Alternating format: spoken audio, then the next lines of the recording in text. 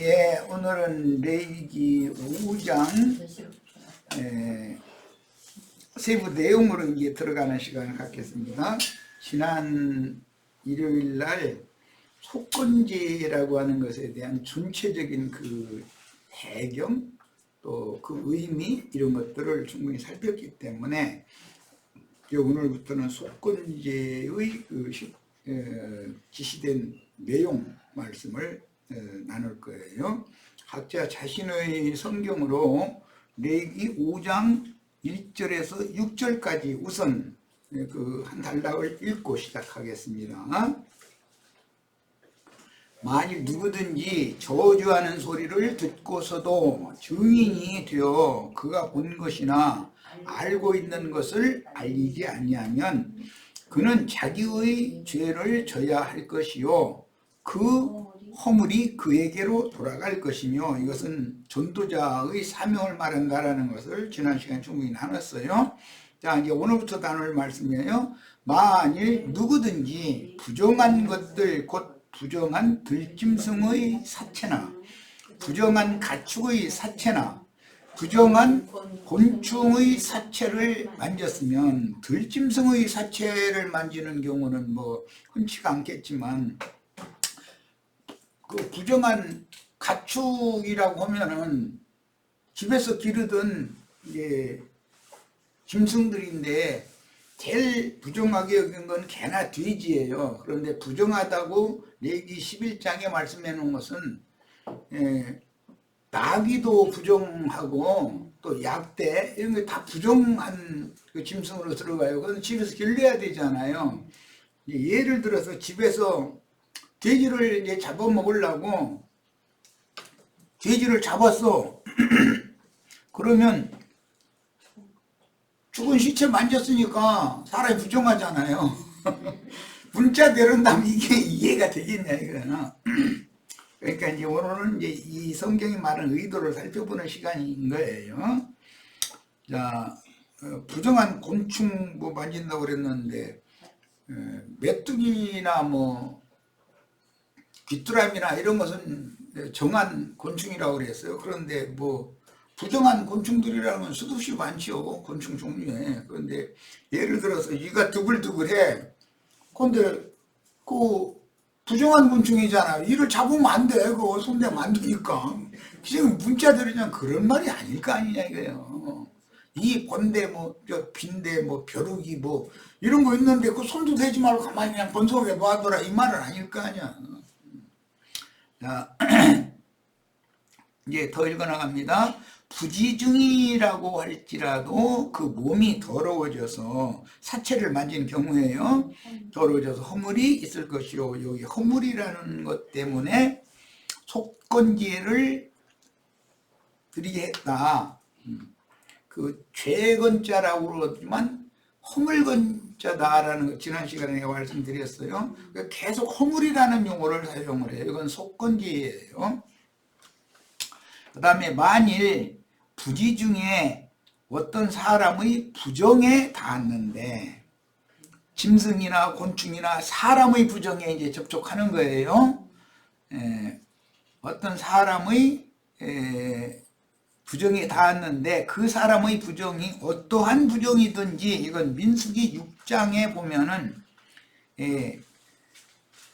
남자 같으면 설정하는 부정, 이건 성병이죠. 여자 같으면 유출이라고, 그것은 여성의 성병이에요. 이것은 그런 남자나 여자와 접촉을 했으면 그것도 다 부정해진다 이거예요. 이게 무슨 뜻인지 알겠죠? 그 사람이 만약에 문자대로라면 이 사람이 성병이 속에 있는 사람인지 없는 사람인지를 어떻게 알아서 악수하자고, 아니 당신 성병이 있으니까 나 악수 안 할 거야 이 말은 아닐 거 아니에요. 만약에 의사가 성병이 있는 사람 치료를 받으려고 왔는데 의사하고 손대면 그 사람 부정해져. 손 안 대고 어떻게 그 치료를 합니까? 그 혈루증 여인이 예수님 옷가에다 손을 댔더니 나았다 그랬어요.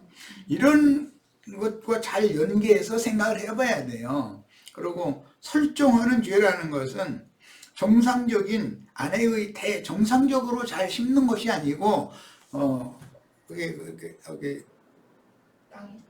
땅이다 설정한다 이렇게 표현이 돼 있죠. 그런 경우에 하나님 아주 괘씸하게 생각한다 이거예요. 그런 것은 부정하다 이런 말이에요. 그러니까 오늘 문자대로의 말씀을 문자대로 그냥 읽고 해석을 하면은 이것은 큰일 나는 것이죠. 그러니까 영적 의미를 깨달아야지. 그래서 그 사람의 부정이 어떠한 부정이든지 그것을 깨달았을 때는 허물이 있을 것이요, 만일 누구든지 입술로 맹세하여 악한 일이든지 선한 일이든지 하리라.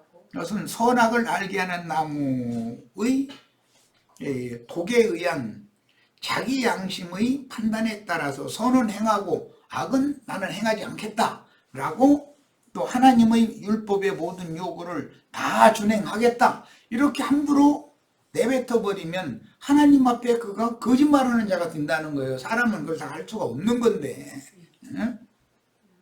그래서 함부로 말하면 이제 헛맹세라고 그래요. 그 사람이 함부로 말하여 맹세한 것이 무엇이든지 그가 깨닫지 못하다가 그것을 깨닫게 되었을 때는 그 중 하나에 그에게 허물이 있을 것이니, 계속 허물 얘기가 나오고 있어요. 이 중에 하나에 허물이 있을 때에는 아무 일에 잘못하였노라 자백하고, 여기 세리와 창조와 모든 죄인들은 자기의 범죄들을 요한에게 와서 자복하고 물로 침례를 받았다고 그랬어요. 그런데 바리새인과 서기관과 사두개인들은 자기 죄를 자복하고 요한에게 세례를 받지 아니함으로 하나님의 뜻을 저버렸다고 했어요. 그러니까 이게 얼마나 중요한 문제인지를 잘 생각하셔야 돼. 요한일서에도 자기의 범죄들을 죄 없다 하면은 그것은 하나님을 속이고 자신들을 속이는 것이고, 자신은 이미 믿은 사람이지만 여전히 허물들이 많다 이거예요. 그럼 그 허물들에 대해서 깨달아진 것을 고하라, 자백하라 이게. 자백하면 저는 미쁘시고 의로우사 그를 깨끗게 해주신다. 이제 이것이 속건제다 그 말이에요. 자복하고 그 잘못으로 말미암아 여호와께 여기 속죄제를 드리되 그랬는데, 이 속죄제라는 것은 속금을 낸다라는 뜻이니까 돈으로 이제 판사가 당신은 무슨 죄가 있다 유죄 판결을 내렸는데 그 사람을 가석방이라고 그래요. 석방을 해주면서 그 대신 유치금이라고 그래요. 당신이 죄과에 해당되는 얼마를 국고에다가 유치를 시켜놔라. 유치시켜가지고 당신이 나가서 기간이 찰 때까지 다시는 범죄를 하지 않으면은 그 돈을 다시 찾아갈 수가 있지만, 또 걸려들었다, 이제 죄를 또 범했다, 그럼 그 돈은 국가 것이 되어버리는 거예요. 이제 이런 것 보고 속금을 내고 나온다 이렇게 표현을 해요. 세상에서도 전에 뭐 이재용 씨랑 이런 분들 나올 때 보면 그 판사가 명하는 대로 속금을 갖다 유치시켜 놓고서 풀려났잖아요. 근데 그 풀려난 기간 동안에 또 죄를 범하면 그 속금은 못 찾아오는 거예요. 그러나 그 판사가 지정해는 해준 기간 동안은 판사가 허락하는 대로 어디서 어디까지 이렇게 함부로 나가지도 못하게 하고 많은 제한을 두죠.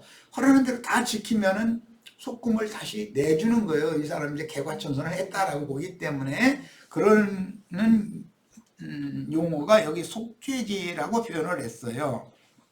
이게 이제 난하주에 보면 벌금이라고 번역을 했죠. 벌금 낸다 이런 말 많이 하죠. 벌금을 내서 해결이 되는 문제가 있고, 반드시 구속을 시켜야 되는, 구금을 시켜야 되는 문제가 있어요. 세상의 법에서도 도로교통법을 예를 들어서 어떻게 뭐 이제 위반을 했다, 그 뭐 위반하라는 말이 아니라 그런 경우에는 범칙금이라는 걸 내면 되는 거예요. 그러나 살인죄를 저질렀다 그러면은 범칙금 내고 나올 수 없죠. 이 사람은, 판사가.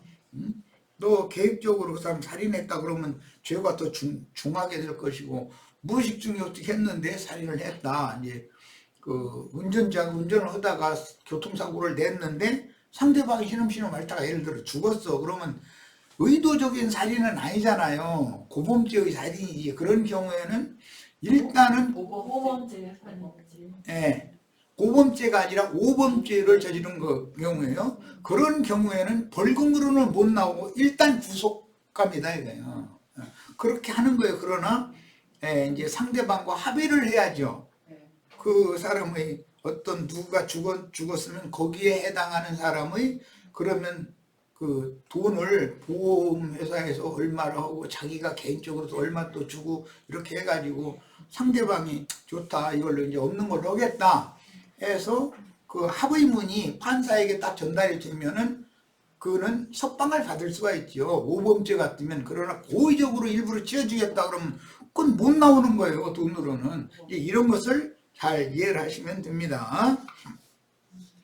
제사장은 그의 허물을 위하여 속죄를 해라 그랬어요. 그러니까 속건제도 알고 보면은 죄를 용서받기 위한 제사는 마찬가지 형식인데 마찬가지 개념인데 속죄제라고 하는 문제와 속건제라고 하는 것은 속건제 제사라고 하는 것은 개념이 다르다라는 거 지난 시간에 충분히 말씀드렸어요. 자, 이제 오늘 자료해드린 자료 내용으로 들어갑니다. 5장 2절 3절 부정한 것을 만졌을 때는 비록 부지 중에서 만진 것이라도 부정하다라고 말씀이 되어져 있어요. 그러면 부지 중에라는 것은 자신이 알지 못하고 무슨 고의적으로 뭔 잘못을 저지른 것이 아니고 자신도 모르는 사이에 아까 내가 이제 도로교통법을 예를 들자면 교통사고를 냈는데 상대방 그 운전자 옆에 타 있던 사람이 신음신음 앓다가 죽었어. 그럼 그건 고의로 죽은 건 아니잖아요. 그런 경우는 오범죄이기 때문에 합의금만 상대방에게 지불하고 상대방이 용서를 주는 그 합의문을 판사 앞에 제출을 하면 판사는 그거에 근거해서 석방을 시켜주죠. 이렇게 하는 거예요. 그런 경우는 속건제라고 한다 이 말이에요. 그러나 용서받을 수 없는 범죄가 있어요. 그것은 속죄제가 적용되지 않은 사람, 그것은 영적인 범죄다 이거예요. 그런 경우는 용서를 못 받아요. 이 세상뿐 아니라 오는 세상에서도 이걸 구분을 잘 하셔야 되고 그 지난 시간에 충분히 말씀드렸어요. 이제 자료 말씀으로 들어갑니다. 성경에서 부정한 것이란 사망과 관계되는 모든 사물 또는 사건들이다. 그럼 사망이라는 것은 우리는 이미 다 신약 내용을 알고 있으니까 뭘 말하는 거죠? 육의 생각이다. 육신의 생각. 자, 육신의 생각과 접촉이 되면 그 혼이 부정하다 이거예요. 그러면 육신의 생각과 접촉이 됐다는 말은 사실은 타락한 사람의 욕심이 발동을 걸어가지고 육적 자아 속에는 죄를 유발시키는 그 악령들이 거하고 있죠. 지난 시간에 그 계시록 때 했나 레위 때 했나 신약에 단 한 번 베드로후서 2장 4절에 보면 그 달타로스라는 용어가 나오는데 그것은 하나님 앞에 범죄한 천사들을 심판 때까지 가둬놓는 옥이 있어요. 그 영들을 가둬놓는 범죄한 천사들을 가둬놓는 그 영들의 옥이라는 것이 그 탈타로스라고 그러는데 이것은 헬라어의 그 신들 사상 중에서 나오는 용어로서 이것은 실제로는 타락한 옛사람, 육신에 있는 옛사람의 육적 자아를 말한단 말이야. 탈타로스라는 것은 육적 자아 속에는 육체 속에는 죄가 거하고 있어요. 그런데 그 죄의 유혹이 있는 거예요. 그런데 그게 타락의 천사들이 사람의 저주받은 사람의 그 욕심이라고 하는 이 속에 딱 또아리를 들고서 거기 거하면서 사람을 격동시킨다 이거예요. 뭘 막 보면 그 보는 안목의 정욕, 또 뭐 육신의 성령. 육신의 정욕, 뭐 안목의 정욕, 이생의 허영 이제 이러는데 그런 것들을 막 격동을 시킨다 이거예요.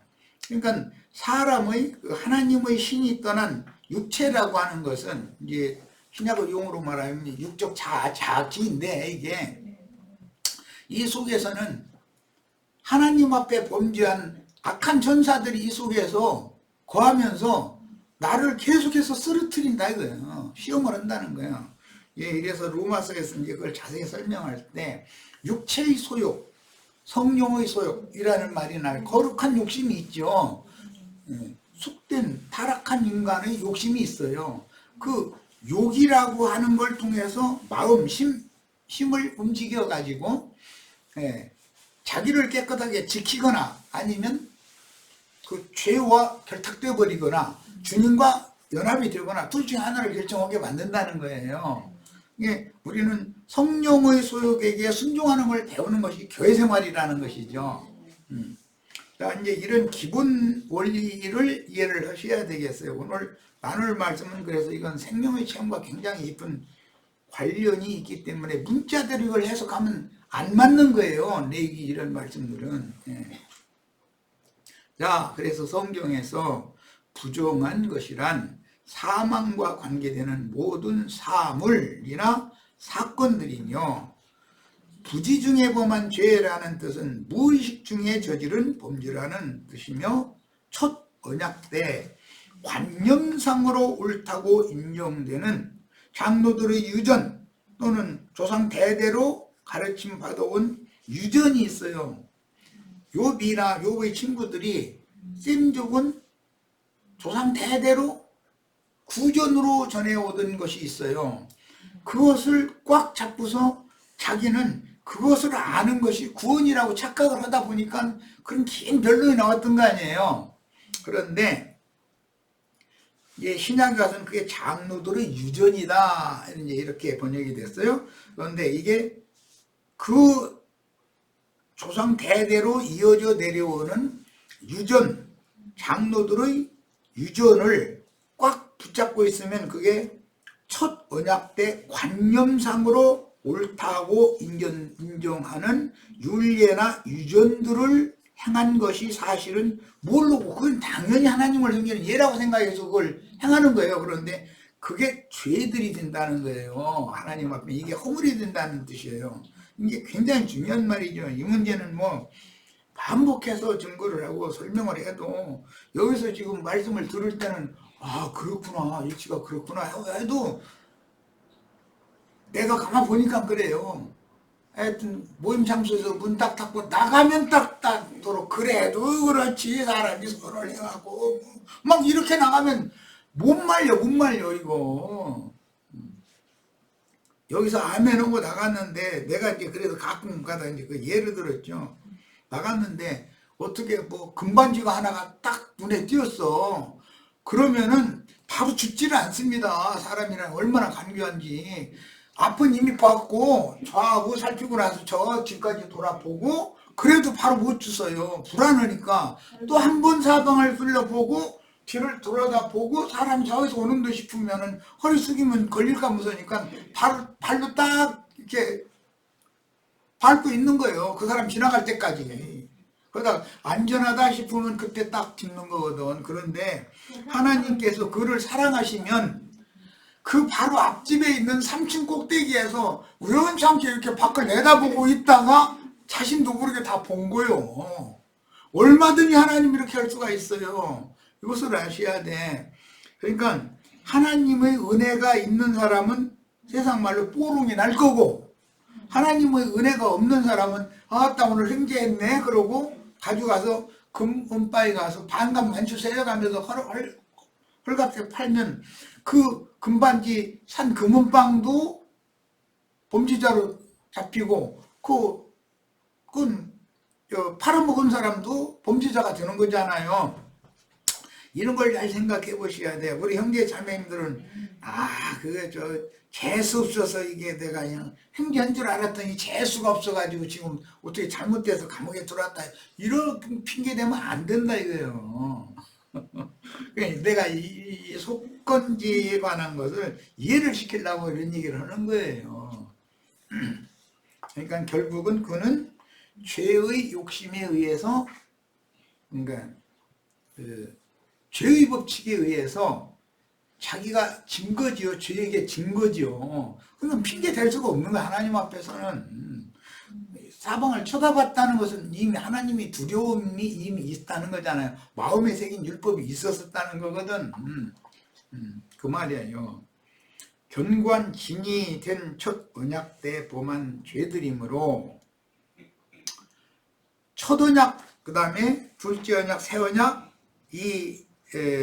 첫 언약, 둘째 언약, 옛 언약, 새 언약, 이 용어를 잘 이해를 하셔야 돼. 옛 언약이라는 것은 구속받고 거듭나지 않은 사람들이 하나님의 말씀을 받으면 우리가 다 준행하겠나이다 하면 언약 체결이 되죠. 그럼 그것은 첫 언약이고 옛 언약이다 이거예요. 자, 옛 언약이라는 것은 옛사람과 맺는 언약이고 첫 언약이라고 하는데 그것은 첫사람, 흙에서 사람과 맺는 언약이에요. 그것은 나중에 주님이 오셔서 구속을 이룬 다음에 새 언약, 새 사람이 된 사람과 언약을 다시 체결하는 거예요. 그 다음에 둘째 언약이라는 것은 둘째 사람, 부활 승천한 하늘에 앉혀진 사람과 맺는 언약이에요. 그러니까 이 차이를 잘 아셔야 돼. 지금 용어를 내가 다 설명하기가 시간이 없으니까 이 정도 해서 나가는 겁니다.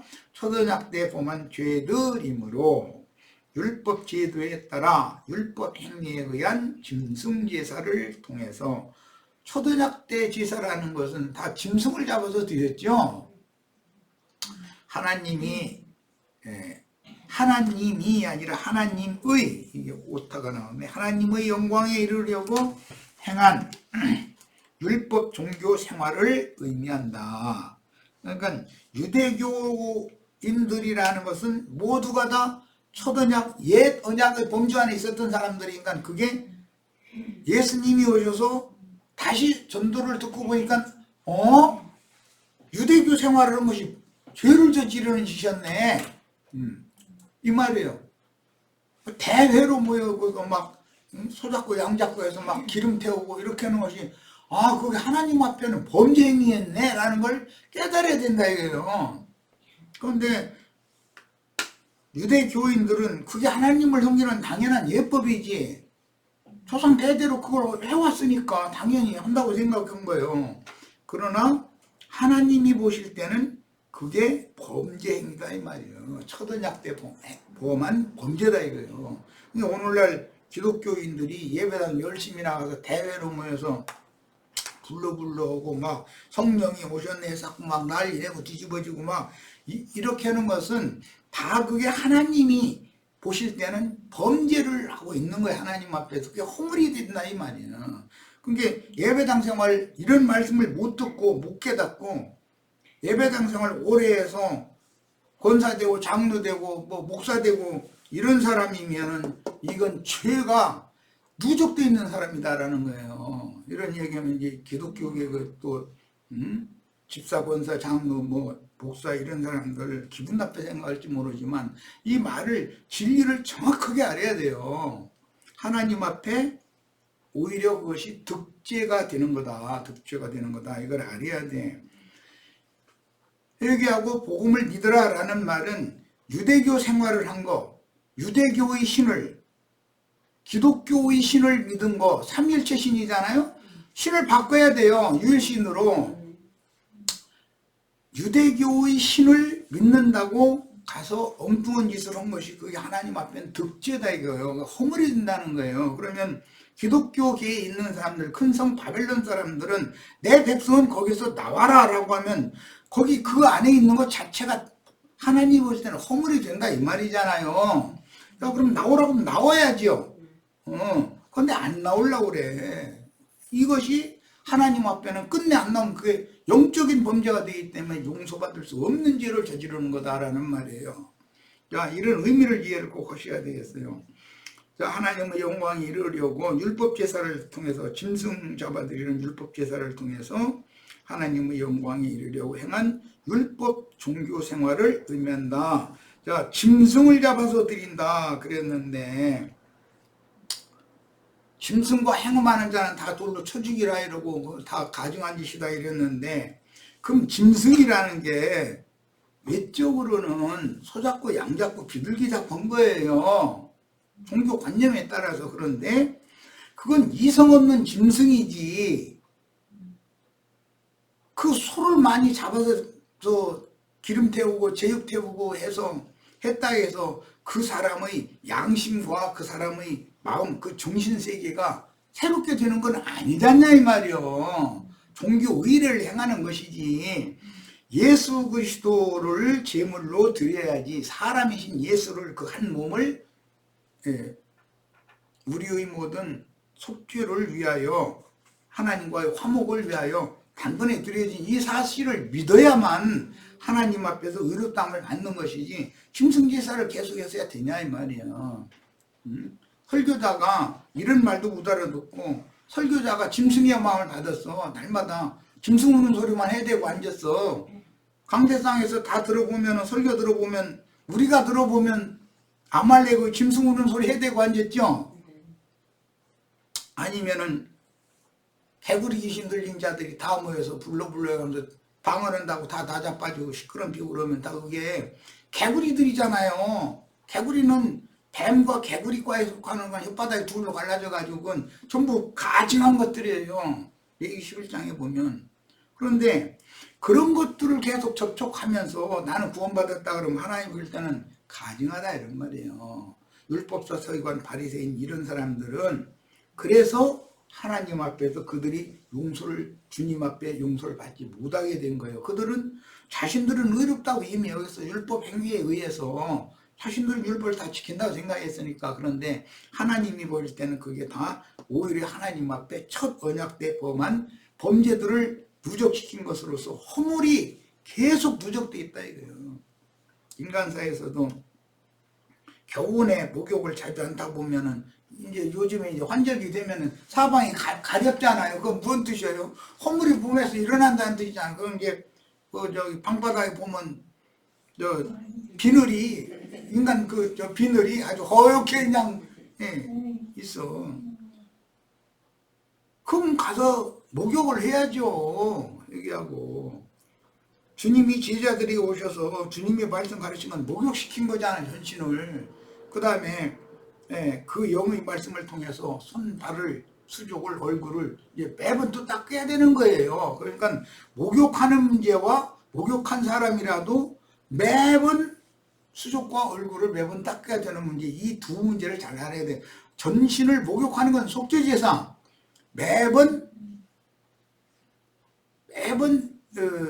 씻어내는 거예요. 뭐 이제 잿물 뿌리는다 이제 이렇게 하는데 그렇게 하는 것은 속건제사다 그 말이에요.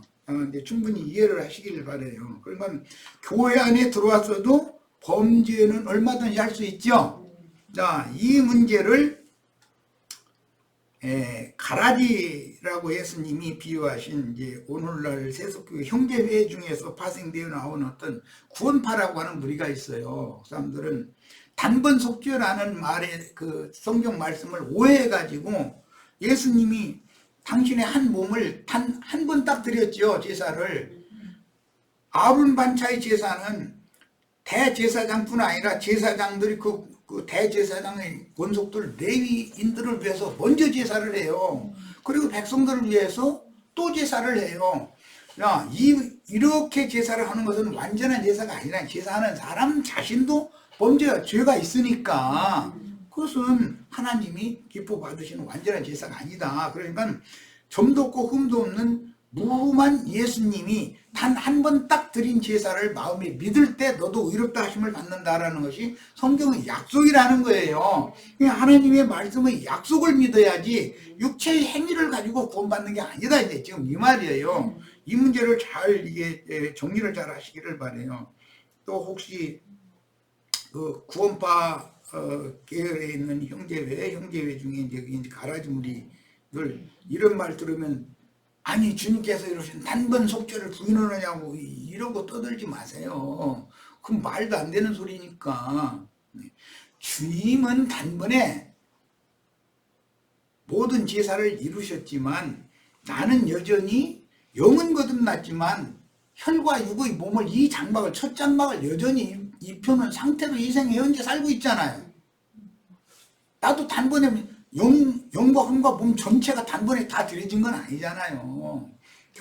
처음에 복음을 믿을 때는 옛사람의 모든 허물들 지난날의 모든 죄과들을 용서를 다 받고 그 다음에 청결케 되어진 신앙 양심과 마음에다가 예수의 말씀으로 핏부림을 받아가지고 깨끗하게 태가 이제 치료가 된 거예요. 깨끗하게 된 사람이 진리의 말씀을 진리 성령께서 증거하는 말씀을 들을 때 빛이 내가지고 마음에 믿어져. 그러면 영이 거듭나는 것이지 영이 거듭났다 해가지고서 그의 혼이 이미 단번에 온전케 되는 건 아니다라는 거예요. 네, 온전케 된 의인의 영들이 되면 이 육의 장막을 벗고 교회 생활을 하는 동안에 위로부터는 저수로 날마다 덧입혀지다가 겉사람이 흡해되는 만큼 속사람이 자꾸 새로워지는 거예요. 이거 이제 잘한다 그래요. 지다가 최후로 이 육의 장막을 무너뜨리는 날 영의 몸으로 영광 중에 나타나야 주님께서 이루신 단번에 이루신 속죄가 나의 것이 되는 얘기지. 내가 지금 처음 믿자마자 육의 몸은 이 생에 있지도 않고 그냥 신령체가 돼서 그냥 우주를 막 날아다니고 이런 상태는 아니지 않나 이 말이요. 그러니까 이것을 잘 구분을 꼭 하시기를 바라요. 이 문제가 기독교계에는 처음부터 끝까지 이게 해결이 안 나는 문제 이게 계속 이거 싸우니까. 자, 이사야 52장 11절 보겠습니다. 너희는 떠날지어다 거기서 나오고. 그러면 이 말이 무슨 뜻이에요? 큰 성 바벨론에서 나와라. 큰 성 바벨론에 있는 큰 음력교회 세상교회에서 내 백성이랑 나와라 이 말이잖아요. 거기는 전부 모든 것이 부정한 것을 만지는 중이다 이거요. 큰 음력교회라고 하는 것은 유대교라고 하는 거는 하는 짓마다 전부 부정한 짓만 하는 거예요. 이것을 오해하면 안 돼요. 그 가운데서 나올지어다 이 말은 큰 성 바벨론 포로 생활 중에서 나와라 이 말이고, 여호와의 기구를 메는 자들이요. 여호와의 기구를 메는 자들이라는 것은 제사장들이잖아요. 레지파 사람들이나 여호와의 기구를 메요.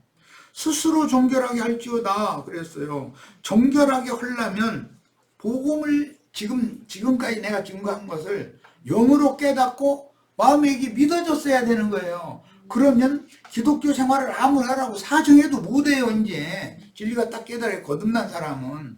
거듭났는데 기독교 안에서 계속 머물러 있다. 이것은 생명이 너무 어려서 아직 그 형으로 상징되는 에서 그 이스마엘이 이삭을 희롱하고 있는 거예요 지금. 육신의 생각이 영의 생각을 가지고 노는 거예요 지금. 생명이 어려서 그런다 이거예요. 청년 이상으로 자라면 아들은 아들이고 종은 종이에요. 아들이라도 어렸을 때는 종 보고 뭐 업어주라 뭐라 좀 자차 누는데 돌봐주라 왕자라도 그러잖아요. 그러나 그가 장성한 자 같으면 종은 종이고 아들은 아들이지 신분이 다른데. 그래서 그때는 육체의 소욕은 성령의 소욕에 의해서 이제는 지배당하고 제어당한다 이거예요. 함부로 못하는 거지. 아무리 종이 어른이고 할아버지라도. 하나님의 아들인데 어떻게 함부로 할 거예요. 이런 이치를 꼭 깨달으셔야 됩니다. 자, 사도행전 3장 14절로 18절 여기까지만 읽고 잠시 쉬었다 하겠습니다. 너희가 거룩하고 의로운 일을 거부하고, 거룩하고 의로운 일은 단번에 모든 죄들을 속하는 속죄와 속건제사를 이루신 분이죠. 화목제사까지. 야, 그분을 거부하고 도리어 살인한 사람을 도와주기를 구하여 생명의 주를 죽였도다. 여기 생명의 주님이 있고 사망의 주인이 있어요. 사망의 주인은 죄지요. 마귀. 생명의 주인은 그리스도예요. 그래서 죄와 결탁된 사람은 죄인, 그리스도와 생명의 주인 그리스도와 결탁된 연합된 사람은 그리스도의 사람 혹은 그리스도인이라고 그래요. 자, 그러나 하나님이 죽은 자 가운데에서 그를 살리셨으니 우리가 이 일의 증인이라. 그러니까 사도들은 부활의 증인이에요. 부활의 증인. 죽이는 증인은, 죽이는 직분을 행하는 자들은 율법 제도권 안에 있는 아론 반차의 제사장 직분 행하는 자들이잖아요. 그 영의 제사장 직분을 행하는 자들은 살리는 직분을 행하는 거예요. 그냥 부활을 증거하는 거예요. 부활을. 십자가만 했으면 저 사람은 죽이는 직분을 행하는 사람이다라는 걸 금방 알 수 있어요. 그래서 내가 이제 이런 것을 강조해서 이제 가르칠 때 기독교계는 십자가 하면서 막 주님 막 십자가 못 박힐 때 손과 발이 얼마나 아프셨느냐고 해가면서 예수님 위해서 슬퍼서 울어줘. 그럼 누구를 위해서 울어야 돼요? 예루살렘의 딸들아, 나를 위해서 울지 말고 너희와 네 자식들을 위해서 울어라 이랬어요. 이 죄인이 의인이신 예수님을 위해서 울어줘요? 예, 그런 거 보고 예수 믿어주는 사람들이란 내가 이제 쉽게 이해시키느라고. 언제 예수님이 나 좀 믿어달라고 사정한 적 있어요? 안 믿으면 심판이 알아서 하는 거예요. 이게 교회 생활 하다가도 지 잘났다고 뭐 뛰쳐나가가지고 뒷전에 가서 딴소리 하는 사람들 보면, 헛소리 들어보면은 지가 여기 와서 좀 나랑 같이 생활한 것은 예수 믿어드리느라고 아주 그냥 그런 거예요. 그런데 이 진리를 못 깨달아서 그 짓 하는 거예요. 그러면 안 되죠. 이제라도 깨닫고 돌이켜야지. 육신의 몸과 로마서 8장에는 이미 죽은 몸이라고 그랬고 영적으로 죽었기 때문에 그래요. 그건 죽을 몸이라고 그랬어요. 자, 그러니까 죽은 몸만 가지고 있는 게 아니고 죽을 몸을 아직도 입혀놓고 있는 거예요. 그러니까 두 몸을 얘기를 해놓은 거예요. 육에 속한 몸. 하나님의 신이 떠난 사람은 죽은 몸도 되지만 앞으로 어차피 무너질 거 아니에요.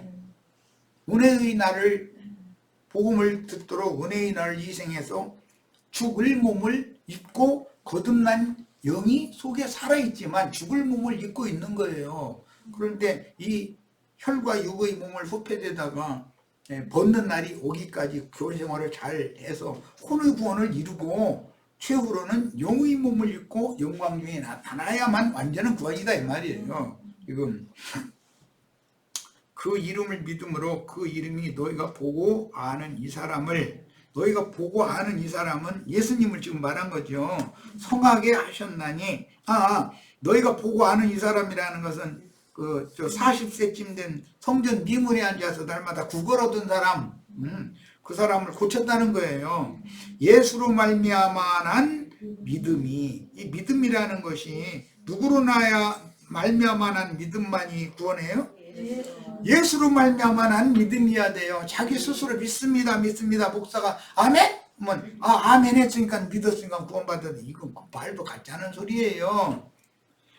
예수로 말미암아 난 믿음이라는 건 계시를, 영의 세계에 관한 모든 영적 진리의 말씀을 계시로 깨닫게 해준 믿음인 거예요. 그래서 내가 영이 거듭났을 때 빛이 비춰지면 마음에 가득하던 어둠이 다 쫓겨난다. 그게 이것이 빛이 있으라 하시던 하나님 말씀이 너희 마음에 빛이셨다라는 말씀이 이렇게 응하는 거다. 이런 걸 여러 번 강조했어요. 그래서 구원 얻는 믿음은 예수로 말미암아 난 믿음이어야 돼요. 너희 모든 사람 앞에서 이같이 완전히 낫게 하셨다. 성전 미문에서 구걸하던 사람도 완전히 고칠 수 있어요. 자, 형제들아, 너희가 알지 못하여서 그리하였으며, 알지 못하여서 그리하였다라는 것은 생명의 주를 죽인 걸 지금 말하는 거예요. 너희 관리들도 그리한 줄을 아노라. 그러니까 이 말씀은 오늘 레위기 5장에서 인용하는 말이죠. 부지 중에 죄를 범했다 이거 알지 못하고 예수가 자신들이 구원자라는 걸 알았으면 죽여요, 안 죽여요? 안 죽이죠. 자신들의 조상 대대로 유전해서 내려오던 율법 관념대로 예수는 이단자인 거예요. 자기네 관념을 자기네들의 율법 관념과 이게 반대되기 때문에. 그래서 예수를 이단자로 몰아다 죽인 것이거든요. 그런데 그게 알지 못해서 그런 짓을 한 거다 이거예요.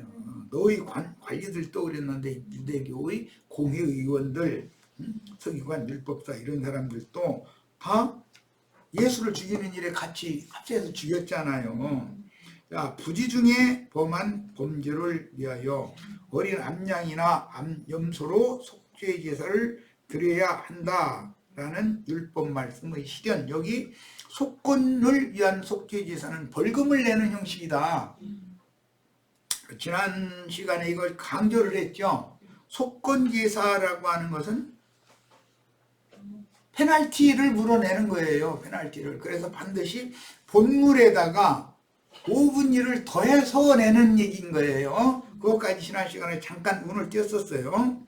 자, 그러나 하나님이 모든 선지자의 입을 통하여 자기의 그리스도께서 고난 받으실 일을 미리 알게 하신 것을 이와 같이 이루셨느니라. 이게 창세기 시작에서부터 예수가 세상 죄를 지고 가는 하나님의 어린 양으로 보냄을 받아서 구속을 이루시고 육체로는 십자가에서 죽임을 당하시고 그 다음에 바위에 판 세무덤에 장사되셨다가 그건 육의 일이죠. 그 다음에 영으로는 살리심을 받아서 즉 부활해서 하나님의 보좌로 승천할 것을 이미 예언이 돼 있다 이런 말이에요. 자, 그 주님이 오늘 그 영으로 성령과 신부의 말씀을 통해서 오늘 형제 자매님들의 심령과 마음속으로 재림했어야 된단 말이야. 야, 만약에 주님이 구속을 이룬 주님이 내 속에 살아계신 사실이 믿어지지 않은 사람은 저주받은 사람이죠. 고린도후서 13장 5절을 꼭 읽으셔야 돼. 이게 믿음의 비밀이라는 거예요. 예수 그리스도께서 내 안에 살아계신 사실이 믿어지지 않는다. 그러면 그는 저주 아래 있는 자다 이거예요.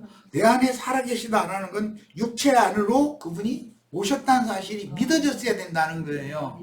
자, 첫 시간 여기까지 해서 일단 마치고 잠시 쉬었다가 나머지 말씀은 이제 쉽게 풀어 나갈 겁니다.